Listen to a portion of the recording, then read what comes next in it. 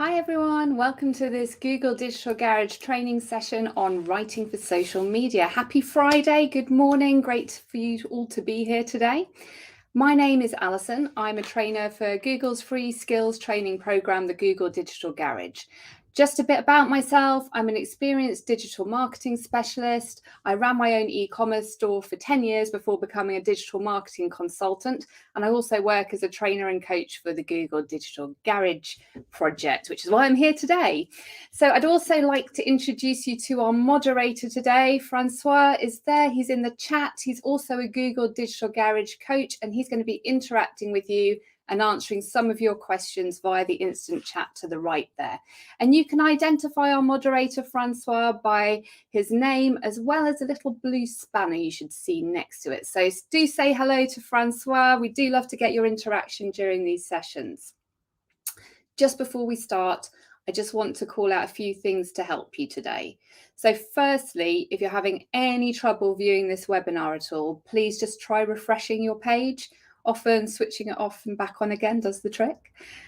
If you would like to join in the chat, and we really hope you do, you will need a YouTube account.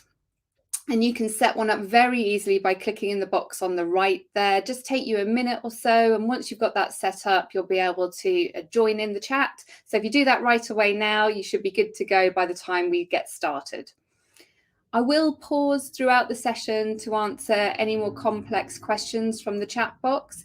So do ask questions as we go through, and Francois will be interacting and answering and supporting you where he can.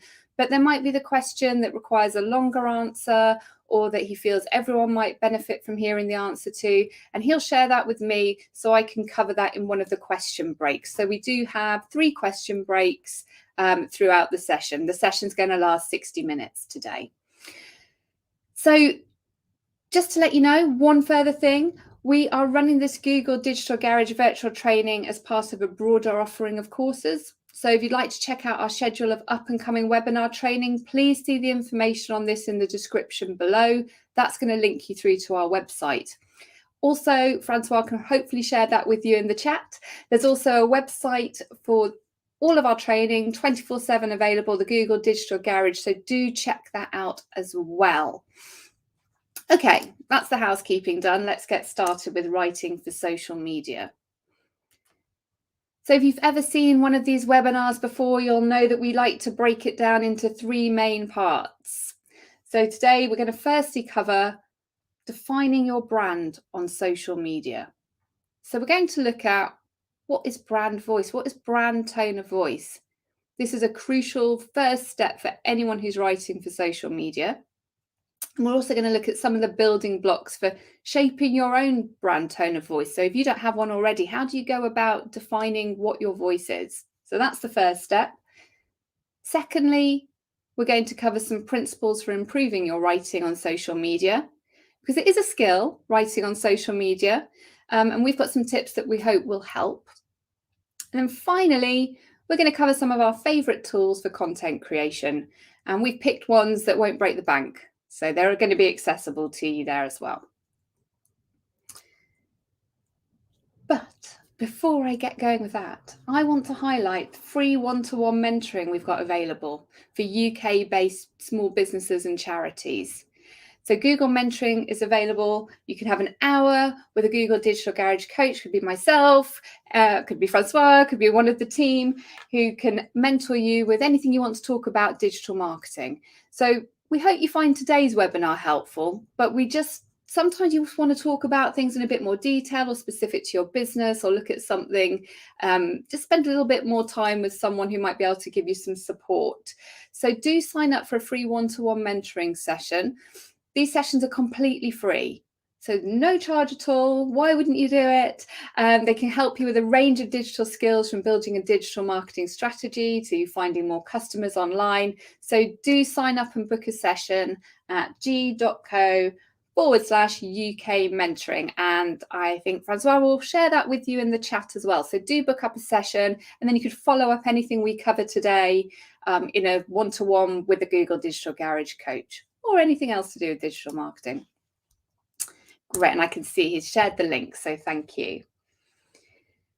So first of all, we're going to look at defining your brand on social media. Let's start with a question. What is a brand tone of voice? What's your understanding of a brand tone of voice? Share it in the chat. What do you know a brand tone of voice to be, or what do you think a brand tone of voice is? No wrong answers, just keen to get your ideas. It's a really important concept for businesses, large or small, to really understand what their tone of voice is. So we describe it as the way that your brand or your business would speak as if it was a real person like you or me. So what is the personality of your brand? What are the words your business would use if they were a person, the type of language? How would your business behave? How would it respond in certain situations? Even how would it look? How would it dress? What's this whole look and feel of your brand? Really important to understand how you can identify this for your brand. I can see we've got some the message you want to convey to the world. Message, absolutely, that's part of it, absolutely. Let's give a moment for if there are any other comments coming in. It's a bit of a delay for me. So absolutely, it's the words you would use, the language you would use, the image you want to, the image you want your customers to show, to see, the image you want your customers to see. Absolutely, absolutely, the image you want your customers to see. The personality of your brand or business. So the way your brand or business would speak if it was a person, because every business is going to have a slightly different personality. Businesses are unique, just like people are. The mood, if you want to sound funny or informal, thank you for sharing that. Absolutely, that's something we're going to come to. So tone of voice reflects your brand personality and it helps you connect with your audience. It makes you different from every other business. It enables people to identify your business easily so they can see that you've written something or shared something on social media and immediately identify that's from your business. It feels like a post from your business. It feels like a message from your business. And you might notice this with big brands as well. You can often tell if it's coming from a large brand, which brand it's coming from, just by the way the post might appear or the language that might be used. So consider brand tone of voice as personalities. So if your business or brand was a celebrity, who would it be and why? Any ideas? Are there any celebrities that you can identify that really represent your business? Often you think about, say, George Clooney here, sophisticated, laid back, smooth. He works with Nescafe, his coffee brand, which would reflect smooth, sophisticated. That's the image they want to portray with their coffee. So what sort of celebrity, who would represent your brand? Who it personifies your brand if it was a celebrity? Often we can think about adverts, brands pair with certain celebrities because they really represent their brand. So think about if your business or brand was a celebrity, who would it be and why? What words would they use? How would they behave? What characteristics do you associate with these celebrities? Bill Nye, informed, approachable, goofy. So if your business was wanting to portray that yes, you had expertise, but you were also a bit goofy, Bill Nye might be the sort of celebrity you would associate with your business. Beyonce, strong, empowering brands. If you were associated with Beyonce, if Beyonce was representing your business, you're going to give off a certain characteristics that are going to be associated with your brand. So this makes your brand memorable, helps you stand out from other brands, and also you're going to appeal to the target audience. So if your target audience are the type of people who would associate and be fans of Beyonce, then it would make sense to link and associate your brand with the type of personality and celebrity that your target audience are fans of. So what do you think the point of developing a brand's personality online is? What do you think is the point of building this personality, particularly when it comes to social media? So do share any comments in the chat that you have at all. How do you develop your brand tone of voice? It can take a while. You may intuitively know what your brand would or wouldn't do, or would or wouldn't say, but it's good to get this down on paper. So you may have a small business, it may just be you and your business, but it's still a business, it's still a brand. So how do you want to come across? How do you want people to think of your business? If they thought of you as a person, of your business as a personality, how do you want people to think of it? If you're in a larger business and you have a number of employees, they may intuitively know what your brand would or wouldn't do, may just know what your business is about. But let's get this formalized, let's get this down on paper so that anyone who comes along understands your brand tone of voice. I've worked with large organizations in marketing and they have a whole handbook about their brand tone of voice. We know exactly what words to say, how to spell certain things, how to refer to certain topics, what colors to use, even come into all sorts of things come into this brand tone of voice. So we've come up with 4 main steps that we think are helpful for shaping your tone of voice for your brand. And I'm going to dig a bit deeper into each one of these now. So what does your brand or business stand for? So before you start thinking about how your tone of voice appears in the written form, you need to wind right back to company values. What do they stand for? So earlier someone mentioned about having the message that you wanted your customers to see. This is your brand values, your value proposition, what you stand for. Is it excellent customer service? Is it having the best atmosphere in your restaurant? Is it unbiased reporting? These are different from your mission statement or the facts of what you do. It's why you do what you do and what you stand for. So what are your company values? What's your value proposition? What is it about your business? What does it stand for? So these are different from what you're actually selling, what you're actually doing. This is about what your values are. And it's a great first step because it will go on to shape your tone of voice. And we've got 2 examples of some brand values here that our lovely fictitious businesses are keeping to. So I've got 2 different businesses here. I've got Nico's Pizzeria on the left and Hathway Legal there on the right. 2 different types of pizza, not 2 different types of businesses. So Nico's Pizzeria makes quality pizza with fresh ingredients, provides excellent customer service, and has fast and reliable home delivery or takeaway. So this brand's values are quality, excellent customer service, and being fast and reliable.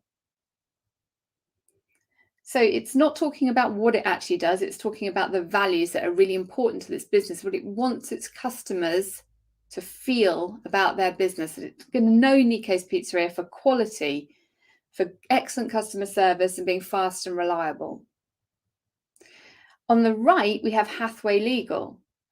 So legal firm, dedicate the highest level of diligence to each case, believe that clients deserve a quick response, and they hire only the top lawyers who have trained at prestigious institutions. So for Hathway Legal, the values that are really important to this business are being diligent, being quick and efficient, and having expertise because they only hire the top lawyers. That's what they want to be known for. That's what's important to that business. So this helps us to understand, once we know our values, this contributes to our tone of voice. So the tone of voice for Nico's Pizzeria may be, because of the type of business it is as well, so different to Hathway Legal's tone of voice. Because their brand purposes are different and the types of businesses they have are different. So once you've understood what your values are, and think of at least 3 values if you can, 3 key values for your business, then we're going to think about how we would describe a core member of your audience by creating what's known as a user pen portrait or a customer profile or a customer persona. It's different terminology for them. But essentially, we're understanding who our ideal customer is. This helps us to paint a vivid picture of our audience using words. This can be a tricky exercise. It can take some time, but we need to create almost a character who our ideal customer is. And it really helps us to understand and think about our audience and develop our own tone of voice so that it speaks to them and resonates with them. So the more detail you can create in your pen portrait, in your customer persona, the better. So for example, what brands do they like? What are their interests? Where are they from? What sort of pet might they have? What activities do they like doing in their spare time? What kind of social media platforms will they use? So we're building up this picture of our ideal customer by creating what's called a user pen portrait. And once we've done this, we then have this very specific person who we're talking to. So we can then say, right, this is Sarah. She likes yoga. She likes walking a dog. She's got 2 kids. She's interested in, I don't know, watching I'm a Celebrity, whatever it is. Build a picture up of who Sarah is. And then when you're writing content on social media, or indeed anyway, you can make sure that you're really speaking to Sarah as an individual and it's resonating with her interests. So we're not sure where this quote came from, but it's pretty true. If you create content for everyone, you're not creating content for anyone, so you're creating content for no one. So this means if you don't spend time thinking about your brand and your audience, you're going to miss the target audience you're trying to go after. If you're speaking very generally to everyone in the world who might be interested in my business, it's not going to resonate with anyone. Whereas if I speak to Sarah, my specific customer persona, yes, I'm going to exclude some people who aren't in my target audience, but that's okay because I want my content to really resonate with who my target audience is. I want them to relate to it. I want them to read it, go, oh, it's speaking to me. So this is really important. Often you'll ask businesses, we mentor lots of businesses and businesses in general, you'll often say, well, who is your audience? And they'll often say everyone. But actually, if you start to dig deeper, you can start to understand that it's not everyone. Not everyone, sadly, is going to be interested in your business. What we want is to find out who the ideal customer is and really speak to them. So an example is, say, Adidas will target their content to people who are interested in sport or fitness. I'm probably not their target audience. That's okay. It doesn't mean I can't buy their products, but it means that they're trying to resonate their content and their message with the people who are their target audience. So fast food places will be targeting people who want convenient, quick food. They're not going to maybe be targeting people who wants to home cook their food. That's okay. It doesn't mean you can't just go and get a burger one day, but it means that their regular customers, their ideal customers, they're going to be speaking to them rather than speaking to the whole world about their brand. So here's an example, or 2 examples of Nico's Pizzeria and Hathaway Legal. So a user pen portrait for them. So Nico Simon is young, single professional in his late 20s. He works in advertising, living in Brighton. He leads a busy work life. He has an appetite for adventure. He's a keen athlete who enjoys playing football, but he also goes to his local bar with his mates to watch televised sporting events. So that is Nico's Pizzeria's ideal customer, Simon. So their content, their marketing materials are going to speak to Simon. They're going to create content that's going to appeal to a professional who's busy, who's got an appetite for adventure, likes sport. So that's going to make it very specific to Simon. Whereas Hathaway Legal's ideal customer is Sally in her early 30s, buying a new apartment. She enjoys reading the newspaper.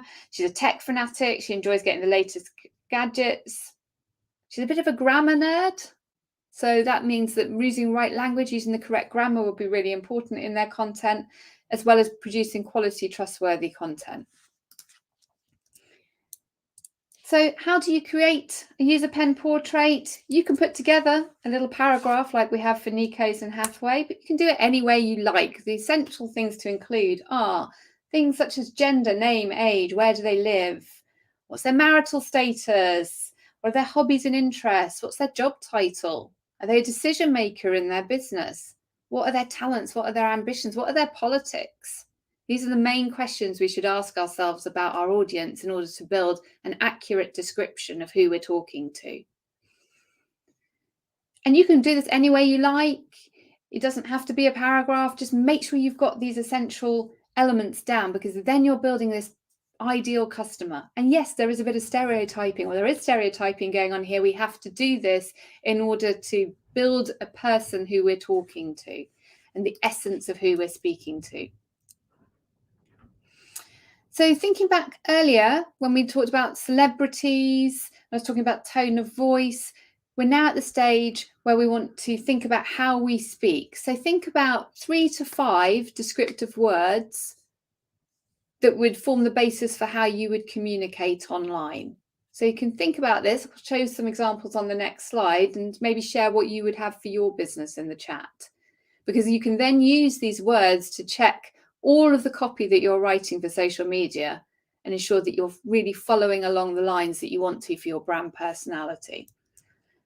So for Nico's, they've chosen the words charm, authenticity, and family. So that's really representing what their personality is like, what their business is about. Whereas for Hathaway Legal, the words that describe their business: powerful, efficient, experienced. So the sort of language you're going to use for Hathaway Legal, and thinking back to their ideal customer, their user pen portrait, Sally, who was a bit of a grammar nerd, they're going to have more formal language, powerful language, language and copy that communicates their experience. Whereas Nico, probably going to be a little bit more informal, more charming, wants to be authentic. So you can see there's 2 very different brand personalities just in these 2 examples. So what 3 words would describe your business? The next bit is writing a little guidebook of vocabulary. So what sort of language are you going to use? The sort of things that you're often going to use: ways of greeting people, ways of signing off, ways of thanking people, words that you'll use to describe your products, words to use to describe your customer. Are you formal or informal? Are you funny or serious? What sort of words are you going to use? So here's some of our examples again. So Nico's Pizzeria, fresh. He's going to use the words fresh. He's going to say welcome. He's going to use the words appetizing or enjoy. Whereas Hathaway Legal, they might sign off with kind regards. They wouldn't use the words fab. Like, hey, our legal service is fab. This doesn't sound very professional or formal. They may use the word excellent. They wouldn't say thanks.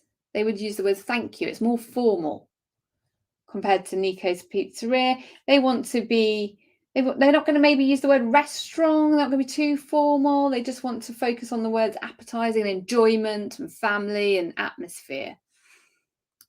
So we recommend you take some time at home to really think about how you could craft your tone of voice. Consider the way your brand or business is coming across online. It's incredibly important for a brand because it forms the basis of how we communicate with people on social media. I'm just going to take a quick break for questions and a sip of water. Okay, I have a question, not sure who it's from, but is it necessary to find the particular industrial brand celebrity? So the idea of associating your business with a celebrity is just to make your life, maybe it makes it a little bit easier to start thinking. If you can think about, okay, who would advertise my brand? If I was running a TV ad, for example, which celebrity would be my ideal celebrity to represent my brand? Because celebrities have very usually defined personalities and traits that we associate with them. So can you identify your ideal celebrity? Because then that might give you a indication of what your brand's personality is about. Oditan, sorry if I pronounce your name incorrectly. How can we better follow our business goal with our choice of words when branding? So it should all link together. So your business goals, your overall business goal, whatever it might be, is one element. So you want to build a huge e-commerce website and sell loads of t-shirts. I don't know what it might be. Your overall business goal: make more sales. Then you have your business values. So what are your values? Are you a sustainable business? Is that important to you? Is I don't know what sort of values. Authenticity important to you? Is excellent customer service important to you. Your goal, your values lead through into your branding. Because if it's about being sustainable, then the sort of language and words you're going to use and the things you're going to talk about are going to be linking into the fact that your values are about sustainability. So that's one side, linking your personality into your values. The other side is thinking about the language, the type of business you are. So I think about big brands. They've all got different types of personalities, such as Hathaway Legal. They're more formal, legal. Nico's less formal, family friendly restaurant. It's not a very stuffy restaurant where everything's very formal. So think about the type of business you are and who your audience are. It all links together. So the choice of words is going to link into that brand personality. So for example, I worked for a charity and everywhere had to say Father Christmas rather than Santa. And it made it everybody, because that was they were a bit more formal. They didn't want to go, hey, it's Santa at Christmas. It was Father Christmas at Christmas. And it just gave a little bit more traditional kind of communication method to think about the words that represent your brand. Just got time for one more question. Belen, in my company, we have more than one ideal customer for bigger and smaller businesses. How do we choose a tone of voice that fits these different industries and customers? What do we focus on? So yes, you can have more than one user pen portrait, more than persona businesses often do, but your essential brand values and personality should remain the same. So you might have B2B customer and a B2C customer, but the way your brand is, whether you're formal, informal, funny, serious, whatever, traditional, modern, dynamic, that should be consistent because it's going to represent your brand as a whole. Right, I must move swiftly on to the second part, but we do have another break for questions. So we're going to go through some of the guiding principles for writing for social media. Love this quote. Not sure if it's Blaise Pascal or Winston Churchill, but reigns true, particularly for social media. I think anyone that's had to write for social media, even if it's your own personal social media, know how hard it can be to fit into a small character account, particularly on Twitter, although they've extended the character count more recently. But writing concisely is a skill. So let's talk a little bit more about why this is important. The average human attention span is 8.25 seconds. So this is, unless our interest is peaked. This is crazy. It means we need to work harder and harder as marketers to catch attention of visitors online. Think how many thousands upon thousands of messages you're exposed to every day. How do we ensure that we capture our audience's attention? So write for the goldfish. We've got to write concisely. We've got to assume that our reader will only read the first half of your sentence. So it's for that reason that it might be a little bit controversial, this, but you've got to assume your reader is only going to read this first part of your sentence and they're not going to bother with the rest of it. They're going to decide here if they're going to carry on reading. So it's the same with videos. They'll only watch the first 2 or 3 seconds. Are you engaging your audience immediately? Are they going to be intrigued enough to carry on? So how do we capture their attention and keep their attention? Think how many messages you are exposed to every day. Think how many social media posts you actually say see more or read more or click on or engage with. Probably not, well, definitely not everyone you see. So what is it about certain posts that means that you do continue reading or that you do watch more of the video? You need to be immediately engaged. It needs to capture your attention quickly. So how do we do that? So a golden rule they use at Google is to focus on the user. So we need to think not necessarily about what we want to tell people, but about what they want to hear. So this truly means empathizing about what people are interested in, what they need. What are their motivators? Are they looking for something to bust boredom? Do they want something to entertain them? Do they want to learn something new? Do they want to win something? What are their pain points? Why is it your business or your social media post is the answer to their problems? Think about your user. So this is why the user pen portrait is so important, because we've created this ideal customer, or we know who our ideal customer is. So then we're understanding what are their motivations. Let's empathize with them. What is it that's going to make them engage or become our customer? What is driving them to need your product, need your service, want to hear from you? What can you provide them with? What value can you offer them? So lots of businesses fall down with this because they just want to broadcast all the time what they're doing. Look at this new product. Look at this sale. This is us, me. Think about the you. Think about the user. Think about writing for them, not just communicating what you want to say.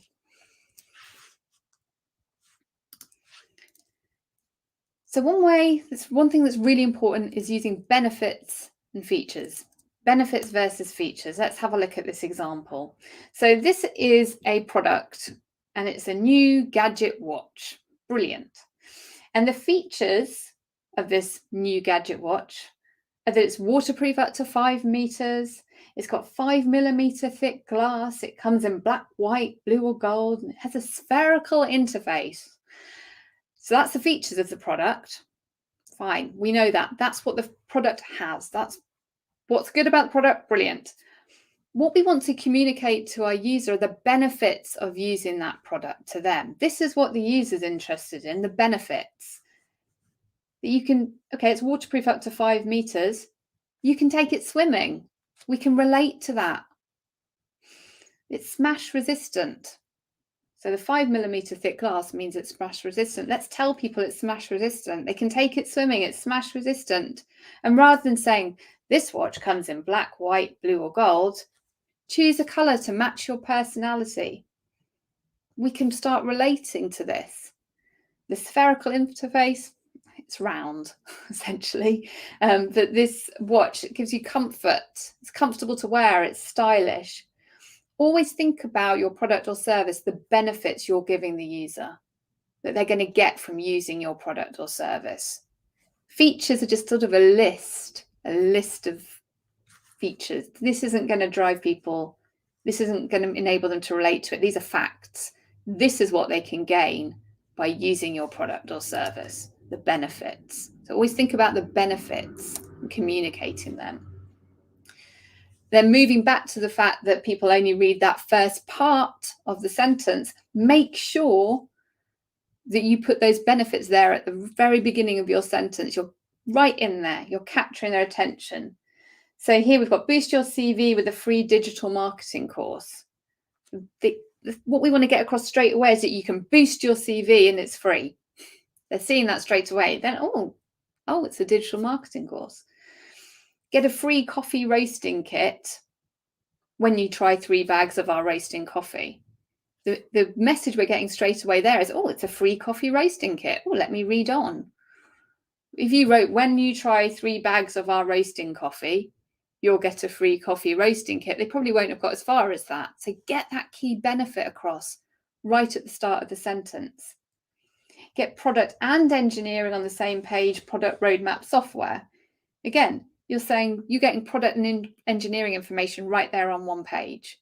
Oh, am I? Right, I'm going to read on and see how I can do that.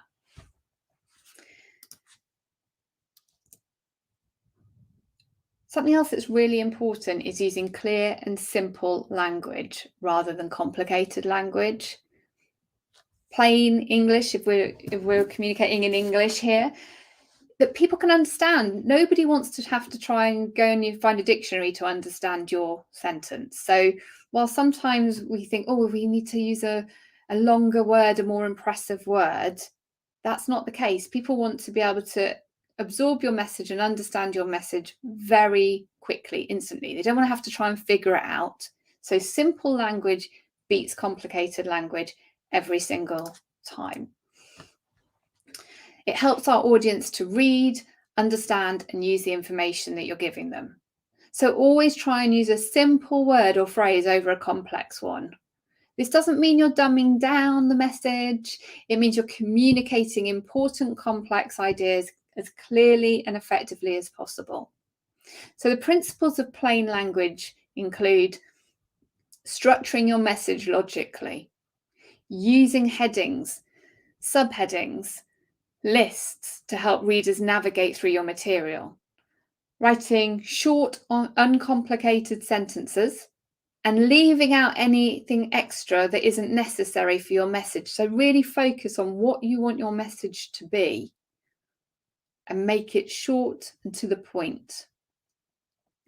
Avoid using jargon or technical terms unless your target audience is really they understand it. So I work with a software company who does training, and it's a very complicated piece of software, but the people that we're talking to, they'll understand if we use an acronym, because we have a very, very niche technical audience. But, you know, my mum wouldn't have a clue what that post was saying, but that's okay because she would never, ever be buying that service. But generally avoid technical terms, certainly avoid internal language. So we're all often in businesses where we have our own terminology for things. Don't be using that. Jargon, flowery language, we don't need to embellish, adding loads of adjectives and making it really descriptive. We don't need to add unnecessary words. So we want it to be reader friendly, clear, structured, and using everyday language, using words that people understand. So, okay, Alison, that's all very well, but I've got a lot to say. So how do I cut my copy, cut this text, but keep the same meaning? This is a skill. We need to look at what we're writing and say, is this an essential part of what I need to communicate in this message? It might be you've got lots to say, but maybe that would be better shared over different posts rather than trying to cram everything into one post all the time. So look at a sentence. There are tools available online as well that can help you. If you've got sort of a really complicated sentence, how can you cut it down? There's tools such as Grammarly to help with grammar and various editors that will help you. But you do need to just look at a really long sentence or complicated post and think, what can I cut out here so I'm just getting that essential message across? We are going to look at handling customer complaints on social media, because this is part of writing for social media. These can happen, and on social media, they become public. So let's have a little understanding on what language we need to use, how we can talk to people when they complain on social media. Has anyone here complained to a company on social media before? I just wonder if there's a yes in the chat. Have a think about if you've complained to a company on social media before. Was it resolved okay? Did you leave satisfied? What could have been done better? So think about how you've been dealt with if you've complained on social media. As a business, always think before you respond, because your reply, initially at least, will be public. So it's really important here that we reflect before we react. So always be polite and professional. Respond without accepting responsibility yet. So don't initially accept responsibility. We want to respond straight away and ask them to contact you directly to resolve it. There are businesses who are afraid of, none of us want to get a complaint, do we? I mean, none of us as a business want to get a complaint on social media. It's going to happen. It's likely to happen. But remember, you've got the opportunity to turn a negative into a positive. This is actually an opportunity for us. So don't be afraid. If you get a complaint, it's how you deal with it that's important. Someone said you complained on social, but it doesn't always get solved. No, it doesn't always get solved. But hopefully with our businesses, we will resolve complaints effectively so that we're going to turn these people who are perhaps unhappy with us into potential future customers again. I mean, I've complained. I use Twitter to complain.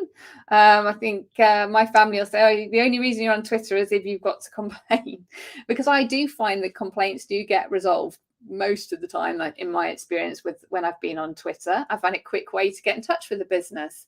You know, it's easier for us to just get on social media often than to pick up the phone, ring the number. So this is an opportunity for us. But remember, if a discussion is getting heated or there's lots of comments or it's getting potentially damaging, we want to try and get this off public. We want to try and get it private or into email. So with responding to a complaint, avoid passive language. Use an active voice rather than, oh, yes, a mistake was made. That's passive. You're sort of saying, oh, it wasn't us. There was a mistake made somewhere by a thing. It's like, yes, we made a mistake. That would be an example of an active voice. So you're owning it, taking ownership. So use an active voice. This will help make your writing clear and concise and to the point. So you said, yes, you were satisfied because they made you feel you were important. Okay, yes. So you can be made to feel better by how it's dealt with, how a complaint is dealt with. If you are dealing with someone who's complaining, how can you fix the problem? So first of all, acknowledge their complaint and focus on fixing, not just empathizing, oh, that's really awful. Like, right, this is what we're going to do. And don't say stuff you don't mean. So make sure you acknowledge there's an issue, acknowledge this has happened. This is what we're going to do about it. We're going to investigate it further. We're going to have a look back over whatever it might be, the previous correspondence, and see what's going on. Don't say stuff you don't mean. So be honest on how you're going to deal with it. If money's involved, we need a serious response. So being jokey has a time and a place. So only reply in a comical way or tongue-in-cheek if it's something that's a funny kind of complaint. But most of the time, you really want to take this seriously. If money's involved, people have paid you for something and something's gone wrong, you want to have a serious response to it.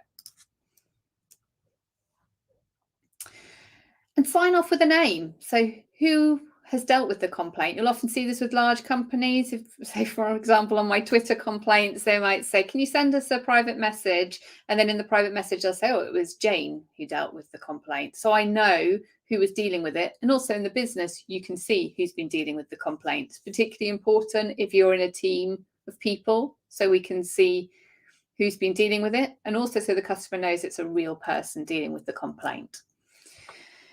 So this is an example. Any ideas how you might handle this complaint? Look, I ordered a mobile from your company last week, but when it arrived, it was badly damaged. I called to complain. I was rudely told you don't accept returns.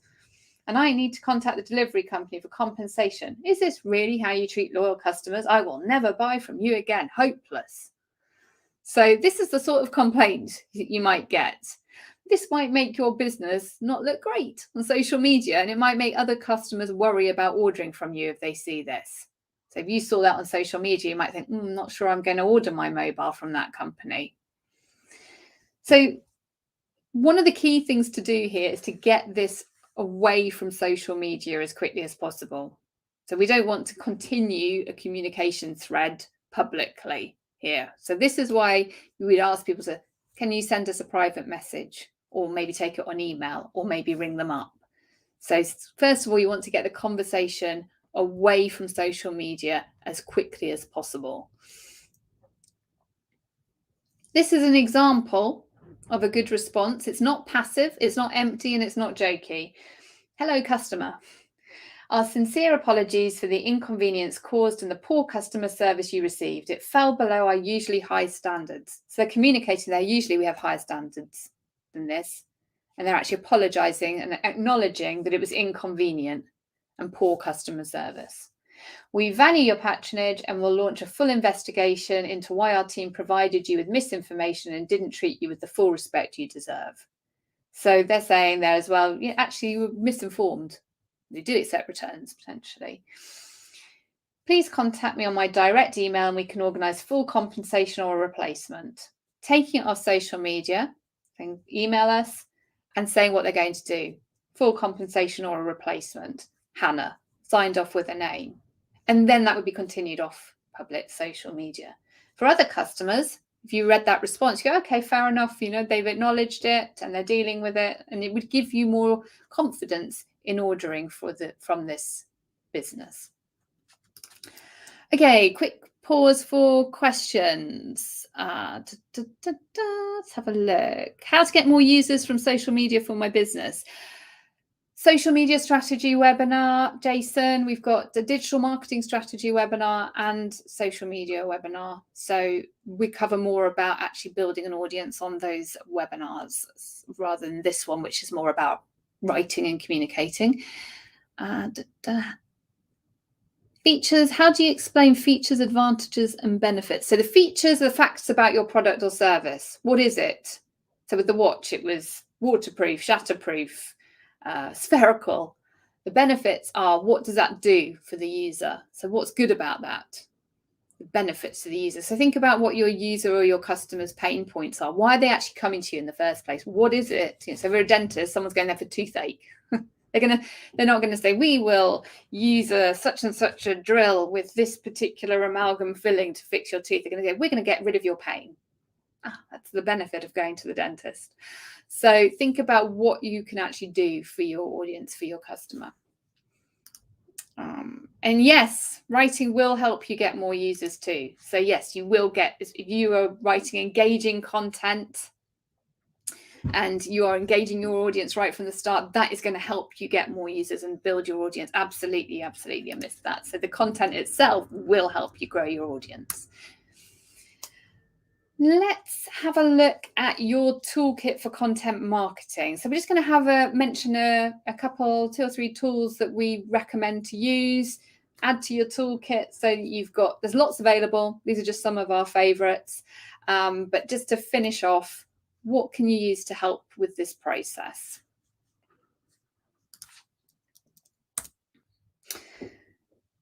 Check your grammar.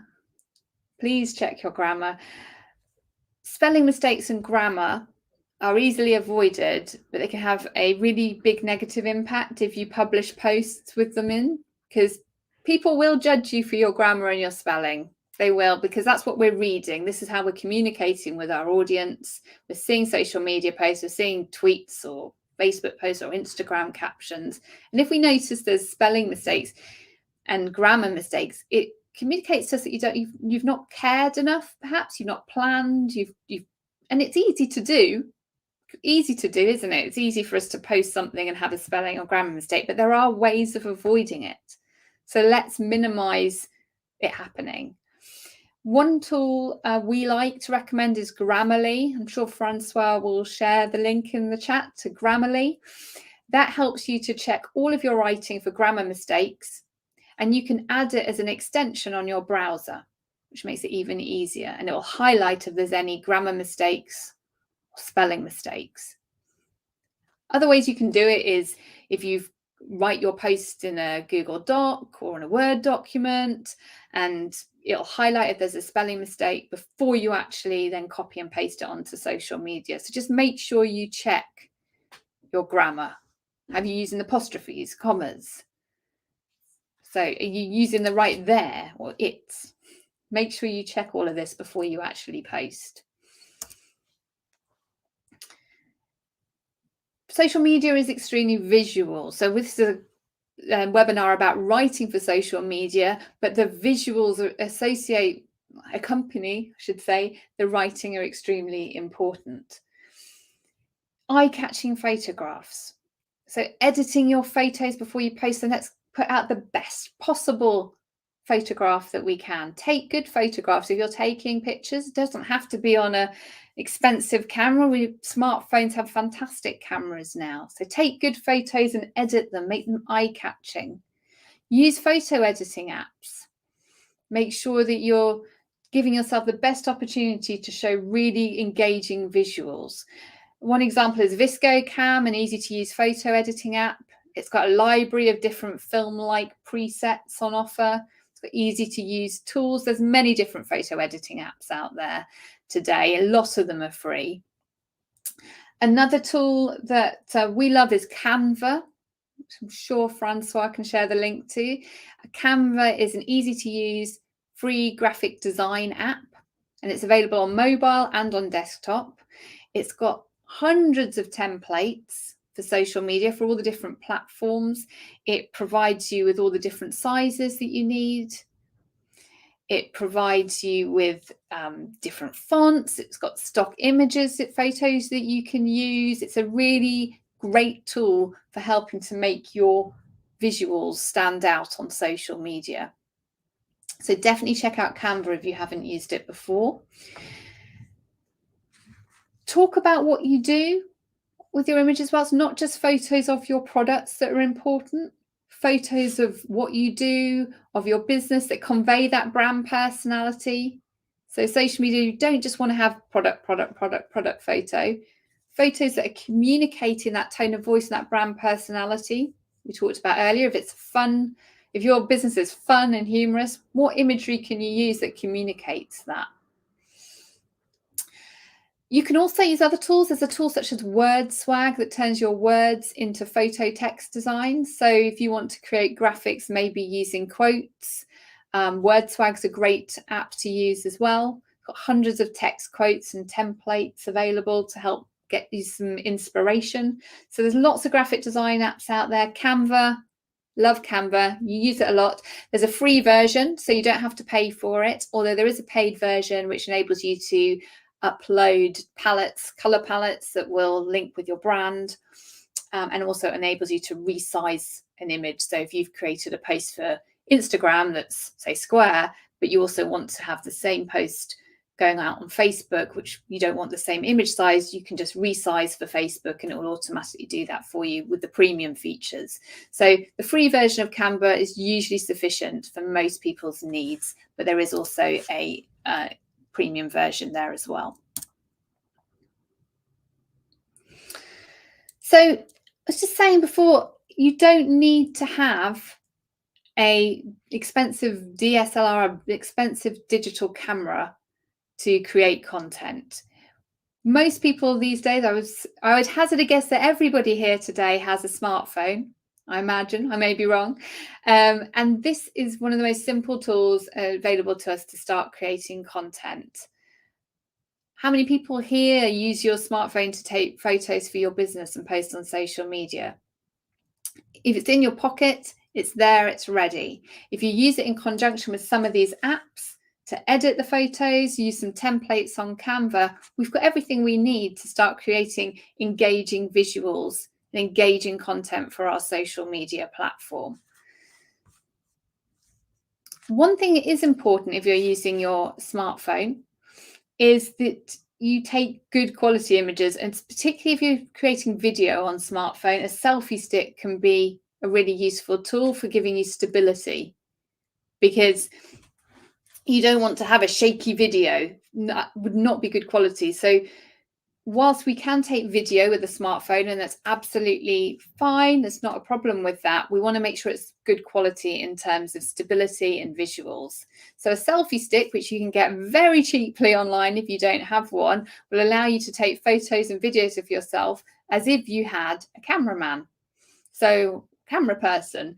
So a smartphone and a selfie stick, two essential items, pieces of equipment that I would be having available to me if I was starting out creating content. So simple tools to get started: smartphone, selfie stick, using Canva, and all of that can also be done on your phone. So Canva has an app for mobile, so you don't even need to be using it on the desktop, although you can use it on the desktop as well. So think about what's available to you in order to start creating content, because these visuals that accompany the text you write together are going to communicate your brand's personality and brand's tone of voice. Okay, this is our final break for questions. So let me have a quick check-in with Francois, see if I've missed any. I'll just give you a moment if you do have any questions.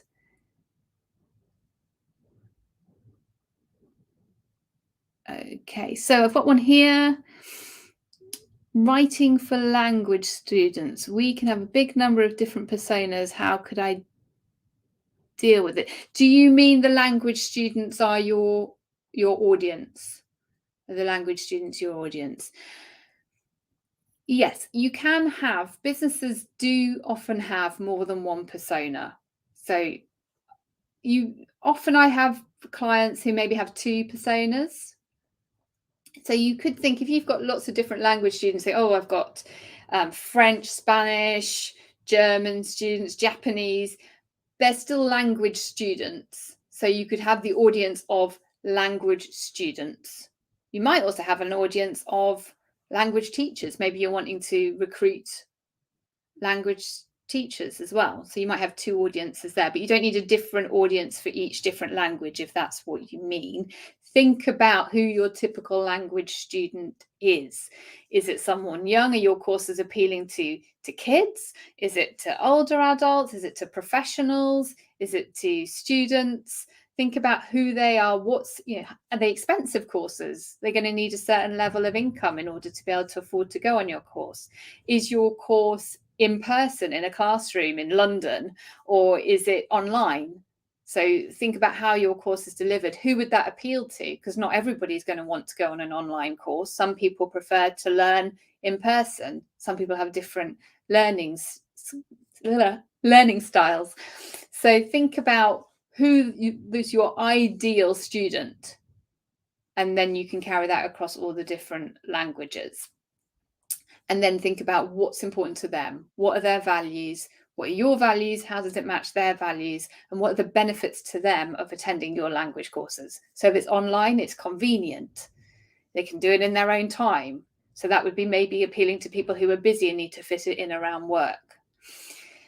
Okay, Victor, how can I use artificial intelligence to manage social media for me? As Francois says, yes, you need to stay authentic. So simple AI such as chatbots and things are really, really helpful for social media. Setting up automated responses on, say, Facebook Messenger, different messaging apps on different social media, that can be good.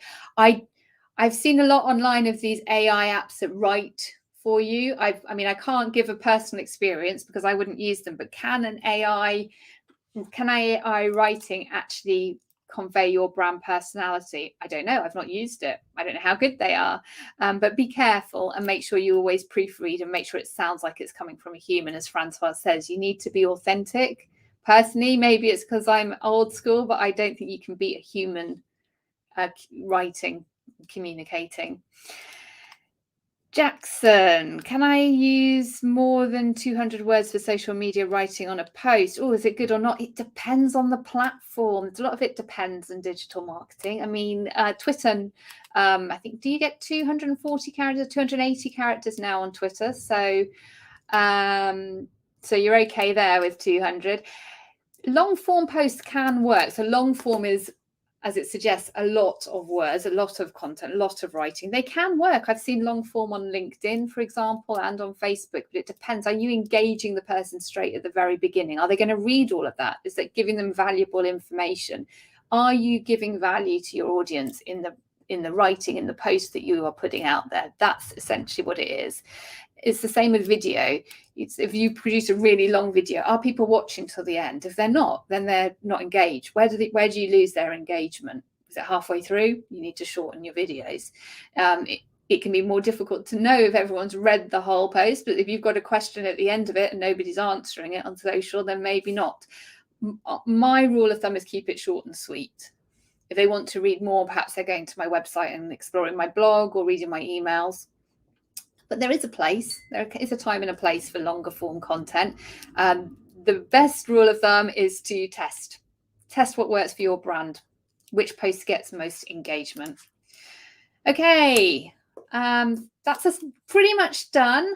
What are your next steps? Are you going to attend another one of our webinars? Do sign up. You can find them in the link below. We've got digital marketing strategies, a great one. Do have a look, see if there's another webinar you can come along to. Also, check out the range of Google Digital Garage courses that are available for you 24/7 on our website. And please take advantage of our free one-to-one mentoring. It's available for small businesses and charities based in the UK. So if you do work for a small business or charity, do sign up. Spend some time one-to-one with someone who can help you go into more detail on some of the topics that we've discussed today. So sign up at g.co/UK mentoring. I'm sure Francois will be sharing that link with you in the chat as well. which brings me to the end of the session. Thank you everyone for your questions. I am going to wrap up here as I'm just about out of time. I hope that's been useful. Dive into writing for social media and communicating on social media for you. As I mentioned just now at the beginning of the session, there are a few ways you can continue learning. Do attend one of our other webinars. Do check out the schedule below. Do have a look at the Google Digital Garage website for more online training courses, which are available 24/7. Thank you all for joining today. There is a feedback form. We love to hear your feedback, so please do go and complete that for us. We'd love to hear how you found today's session, and we really look forward to welcoming you again to another training session soon. So have a great Friday, and we hope to see you soon, everyone.